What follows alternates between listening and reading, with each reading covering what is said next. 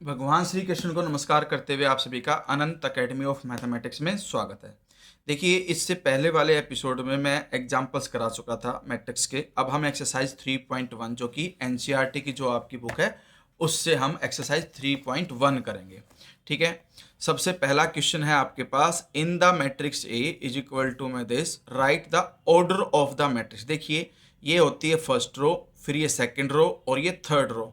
तो हमारे पास 3 तो रो हो गई, फिर 1 2 3 4 column.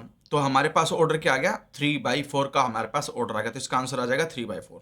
The number of elements 4 into 3 12 होंगे। काउंटिंग करोगे तो टोटल 12 एलिमेंट मिलेंगे आपको, 1 2 3 4 5 6 7 8 9 10 11 12। फिर ये क्या कहता है कि राइट द एलिमेंट A13, 1 यानी कि फर्स्ट रो, 3 यानी कि थर्ड कॉलम। तो ये देखिए फर्स्ट रो है और ये थर्ड कॉलम है, तो दोनों जो रो और कॉलम जहां मिलते हैं वो एलिमेंट उसका आंसर होगा, यानी कि A13 का आंसर आएगा 19। फिर हम लिखेंगे 2 1 सेकेंड रो फर्स्ट कॉलम जो कि 35 है आपके पास। ठीक है, तो 3 3 यानी कि थर्ड रो थर्ड कॉलम, -5 पे दोनों हैं, थर्ड रो थर्ड कॉलम पे -5 आ गया। फिर 2 4 है यानी कि सेकेंड रो फोर्थ कॉलम, तो वो 12 आएगा। फिर है सेकेंड रो थर्ड कॉलम, ये सेकेंड रो है और ये थर्ड कॉलम है, दोनों मिलते हैं 5/2 पे।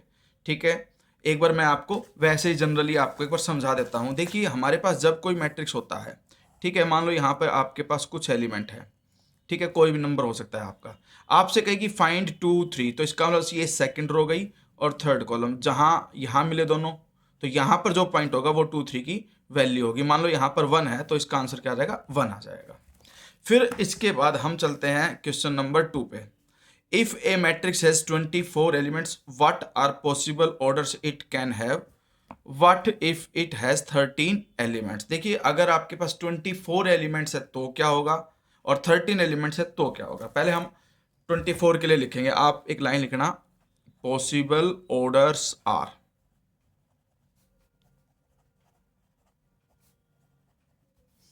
देखिए, 1 इंटू 24 हो सकता है, 2 इंटू 12 हो सकता है, फिर 3 इंटू 8, फिर 3 के बाद 4 इंटू 6, फिर 4 के बाद 5 से होता नहीं है, इसलिए 6 इंटू 4, 8 इंटू 3, 12 इंटू 2, और लास्ट में 12 इंटू 2, और लास्ट में आपके पास आ जाएगा 24 इंटू 1। ये आपके पॉसिबल ऑर्डर्स ऑफ मैट्रिक्स आ जाएंगे, हुज एलिमेंट आर 24, या total element of a matrix is 24, then possible orders are. उसी तरह से अगर 13 है तो 13 वाले केस में सिर्फ 2 बनेंगे आपके पास, 1 इंटू 13 और 13 इंटू 1, यानी कि एक मैट्रिक्स ऐसा बनेगा जिसमें 1 रो होगी, 13 कॉलम होंगे, और एक ऐसा बनेगा जिसमें 13 मैट्रिक्स और 13 रो होंगी और सिंगल कॉलम होगा। ध्यान रखना, ये मैं पहले भी बता चुका हूं, जिसमें सिंगल रो होती है वो रो मैट्रिक्स कहलाता है, जिसमें सिंगल कॉलम होता है वो कॉलम मैट्रिक्स कहलाता है। अब हमारे पास सेम ऐसे ही है third question, if a matrix has 18 elements, what are possible orders it can have, what if it has 5 elements. Same way में हमारे पास जो क्वेश्चन नंबर 3 है उसमें वही लाइन लिखोगे कि भाई possible orders are if element are 18 in a matrix, तो 1 इंटू 18, 2 इंटू 9, सिक्वेंस में चलना, 1 के बाद 2, 2 के बाद 3, 3 4 से डिवाइड होता नहीं है, 18 नहीं लिखेंगे, 5 से भी नहीं होगा, तो इसलिए 6 इंटू 3, और फिर आपके पास आ जाएगा 9 इंटू 2, और फिर लास्ट में 18 इंटू 1। ठीक है, फिर अगर 5 ही एलिमेंट है तो 1 इंटू 5 और 5 इंटू 1, ये 5 एलिमेंट होंगे, तब ये 2 ऑर्डर बनेंगे आपके पास। अब हम आते हैं नेक्स्ट पे, क्वेश्चन नंबर 4 पे। Construct a matrix 2/2, matrix A is equal to A I J, whose elements are given by. First जो है आपके पास पार्ट वो है ये कि भाई I is equal to A I J is defined by I plus J whole square divided by 2।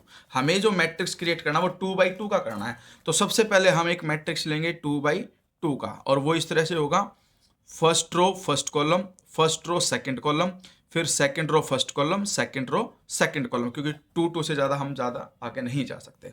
अब हमारे पास आई जे, यानी कि जब हम इसके अंदर 1 1 लिखेंगे, यानी कि आई की वैल्यू 1, जे की वैल्यू 1, तो वो डाल दो 1 + 1 होल स्क्वेयर डिवाइडेड बाई 2। ध्यान रखना, स्क्वेयर सिर्फ न्यूमिनेटर का है, डिनोमिनेटर का नहीं है। तो 1 + 1 2 होता है, 2 स्क्वेयर 4, 4/2, 2 1 जा 2, 2 2 जा 4, तो a11 की वैल्यू आ गई 2। फिर a12, it means i is equal to 1 and j is equal to 2। फिर 1 plus 2 i plus j whole square divided by 2, 2 plus 1 3, 3 square 9, 9 upon 2। इस तरह से हम 2 1 निकाल सकते हैं, यानी कि i की वैल्यू 2, j की value 1। So 2 plus 1 whole square divided by 2 which is also equal to 9 by 2।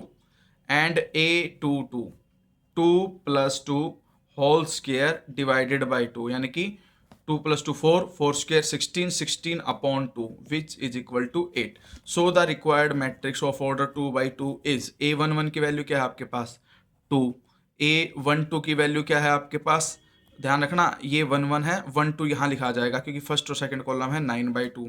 फिर 2 1 जो है वो आपके पास 9 बाई 2, ठीक है, और 2 2 की वैल्यू है 8, ठीक है। तो ये तो वैल्यू आई 1 1 की, ये 1 2 की, ये 2 1 की और ये 2 2 की, तो इस तरह से आंसर आ गया। बाकी क्या आप ऐसे ही आप खुद से ट्राई कर सकते हो, जैसे कि मान लो a11 निकला है तो 1 अपॉन 1 इक्वल टू 1 आ जाएगा। a12 के लिए i की वैल्यू 1 और j की वैल्यू 2 रख दो, और उसी तरह से इसमें भी आप रख करके मैट्रिक्स क्रिएट कर सकते हो। सेम वे में अब फिफ्थ है, फिफ्थ के फर्स्ट पार्ट और सेकंड पार्ट में से मैं फर्स्ट वाला आपको समझा देता हूँ। 3/4 में क्या होता है कि हमारे पास जो कंडीशन है 3 रो होंगी 4 कॉलम होगा, यानी कि क्वेश्चन नंबर हमारे पास क्या है फिफ्थ के अंदर जो हमारे पास है वो फर्स्ट है, और वो है आपके पास 1/2 मोड -3i प्लस j, ठीक है, और ये डिनोट करता है इसको। अब हम मैट्रिक्स जो बनाएंगे वो 3/4 ऑर्डर का होगा, और वो उसमें क्या होगा 3 रो होंगी 4 कॉलम होंगे। तो देखिए पहले तो first row, second row, third row, ये तो हो गई।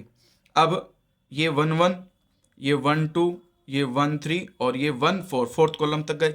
इसी तरह से सबके बना दो, ये 2 1, 2 2, 2 3 और 2 4, फिर 3 1, ये 3 1 है, ये 3 2, ये 3 3 और ये 3 4, ठीक है। पहले मैं आपको एक वैल्यू दे दूँ, a11, 1 1 का मतलब i की वैल्यू 1, j की वैल्यू 1, इस फॉर्मूले में डाल दो जो हमें गिवन है। 1/2 मोड -3 इंटू 1 प्लस j की वैल्यू भी 1 है। अब ध्यान रखना -3 प्लस 1, क्योंकि ये 3 इंटू 1 3 होता है, लेकिन आगे नेगेटिव है, तो -3 प्लस 1 -2, उसका मोड है डिवाइडेड बाई 2 है। मोड में कोई भी वैल्यू आए, चाहे वो पॉजिटिव चाहे नेगेटिव, पॉजिटिव ही हो जाती है, इसलिए जो भी आंसर आएगा आप उसको पॉजिटिव में लिख करके चलना। a11 आ गया।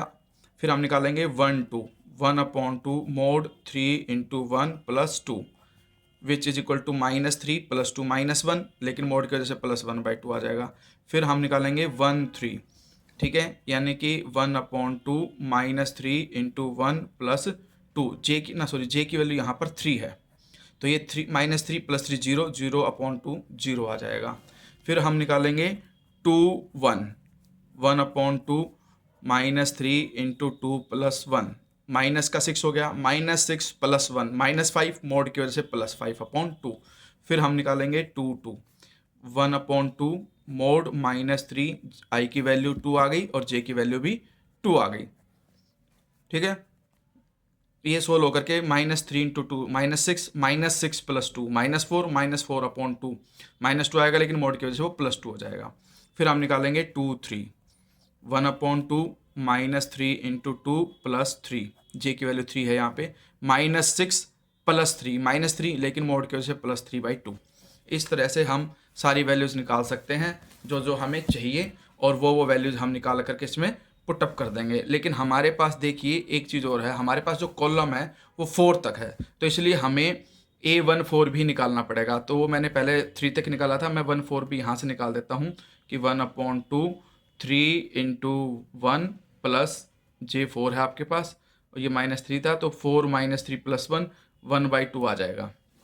उसी तरह से a24, 1/2 मोड -3 इंटू 1, सॉरी यहाँ पे 2 है तो यहाँ पे 2 आएगा, और ये प्लस में 4, -6 प्लस 4, -2, मोड प्लस हो जाएगा 2/2 विच इज इक्वल टू 1।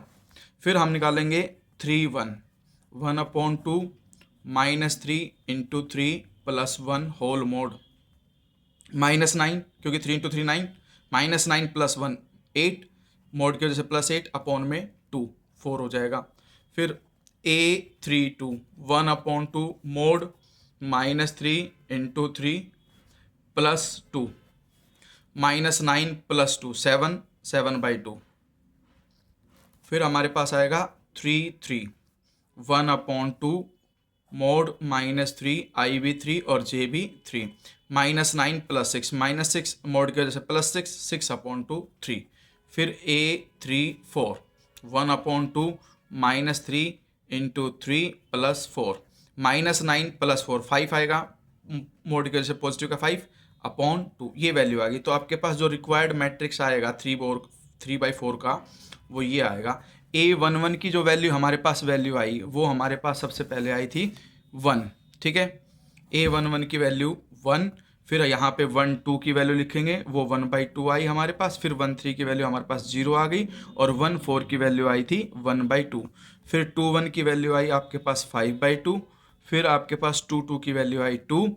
फिर 2 3 की वैल्यू आई थी आपके पास 3/2, और 2 4 की वैल्यू 1 आ गई। फिर 3 1 की वैल्यू है आपके पास 4, 3 2 की वैल्यू है आपके पास 7/2, 3 3 की वैल्यू 3, ठीक है, और 3 4 की वैल्यू क्या है 5/2। तो ये आपके पास रिक्वायर्ड आंसर आ जाएगा। तो ये सिंपल सा केस था, ये समझ आ गया। यहाँ पर आप i की जगह पे 1 और j की जगह पे 1 रखोगे तो A11 आ जाएगा। इसी तरह से बाकी के एलिमेंट निकाल सकते हो। अब हमारे पास नेक्स्ट क्वेश्चन आता है, क्वेश्चन नंबर 6 में क्या है कि हमारे पास 2 मैट्रिक्स गिवन है और दोनों के दोनों इक्वल गिवन है। तो इसमें क्या होता है कि भाई देखिए, आपके पास जो मैट्रिक्स है वो इस तरह से क्वेश्चन नंबर 6 के अंदर कि 4 यहाँ x है, यहाँ 3, यहाँ 5 is equal to y1 z5। दोनों मैट्रिक्स अगर इक्वल हैं तो वो तभी पॉसिबल है जब आपके पास 4 और x क्या y इक्वल हो, यानी कि करस्पॉन्डिंग एलिमेंट इक्वल होना चाहिए। तो y 4 के इक्वल आ गया, 3 इक्वल टू z, तो z की वैल्यू 3 आ गई, और x इक्वल टू 1, और 5 5 के इक्वल है ही, तो ये आपका आंसर आ गया, ठीक है। अब हम करते हैं इसके सेकंड पार्ट को। ये फर्स्ट पार्ट सोल्व हुआ।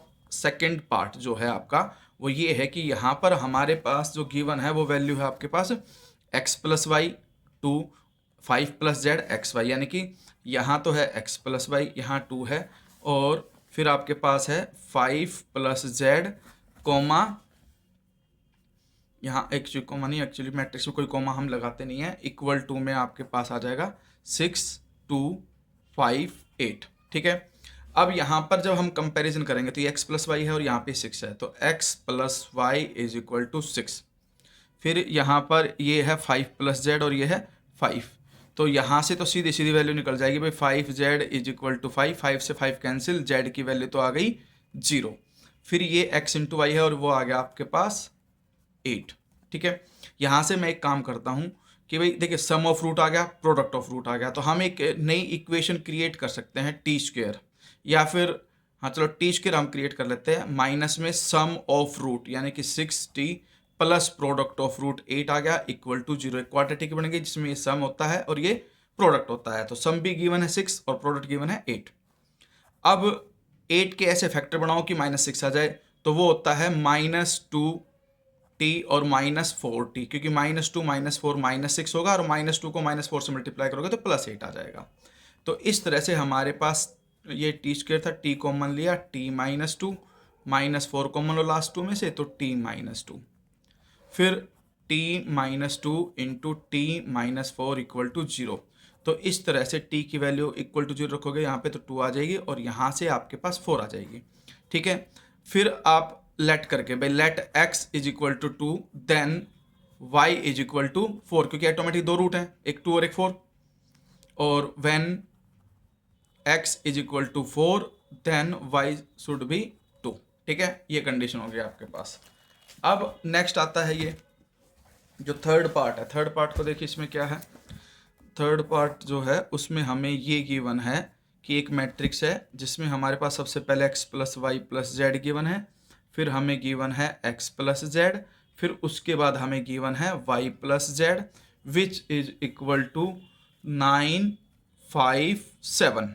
तो यहाँ पर देखिए x plus y plus z जो है वो किसके इक्वल है, x plus y plus z is equal to 9, और यहाँ पर x प्लस जेड की जो वैल्यू है वो है 5, और y प्लस जेड की जो वैल्यू है वो है आपके पास y plus z is equal to 7।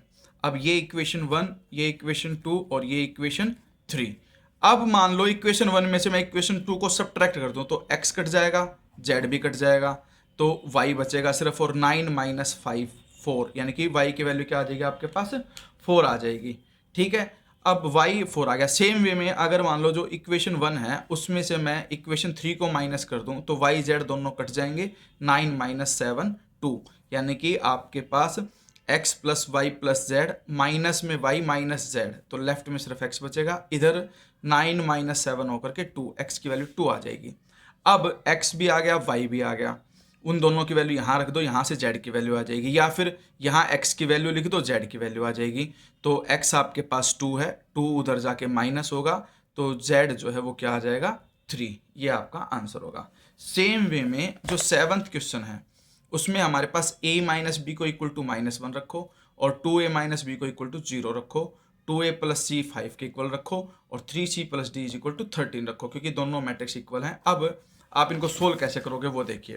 Question number 7th ये है हमारे पास a minus b, 2a minus b, 2a plus c and 3c plus d is equal to, वो हमें गिवन -1 5 0 13।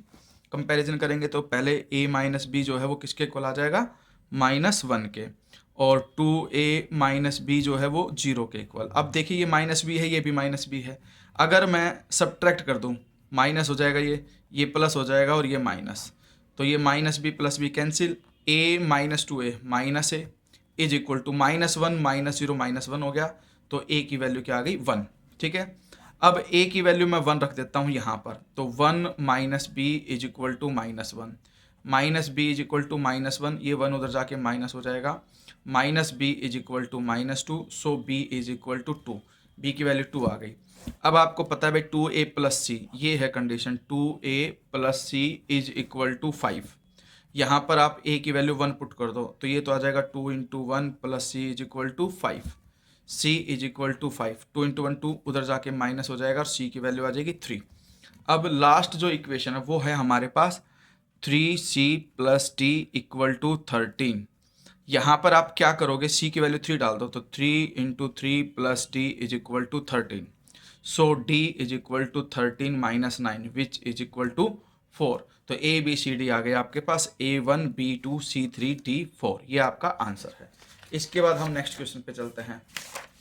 ठीक है, नेक्स्ट जो क्वेश्चन है वो है आपके पास MCQ से रिलेटेड। ध्यान देना, इस बार NCERT में जितने भी MCQs है वो एक एक क्वेश्चन करना, उन्हीं से रिलेटेड क्वेश्चन आता है। A is equal to AIJ is a square matrix. तो पहले तो आपको ये पता होना चाहिए कि स्क्वायर मैट्रिक्स किसे कहते हैं, जिसमें रो और कॉलम दोनों इक्वल हो वो स्क्वायर मैट्रिक्स होगा। तो m रो है और n कॉलम है, और ये दोनों इक्वल होने चाहिए, तो इसलिए C option is correct answer.